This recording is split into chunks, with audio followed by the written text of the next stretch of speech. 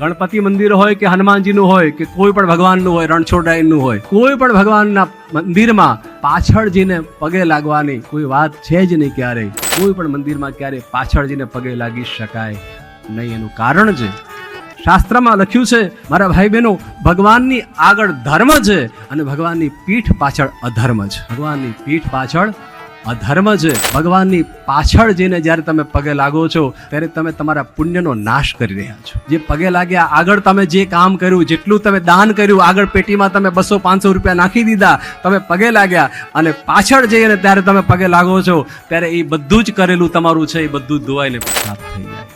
અને એટલે જ તમે તમારા ઘરમાં ગણપતિ બેસાડો છો. ગણપતિની મૂર્તિ જ્યારે પણ ઘરમાં મૂકો ને, પધરાવો ના, ત્યારે કોઈ દિવસ વચ્ચોવચ્ચ ન મુકાય.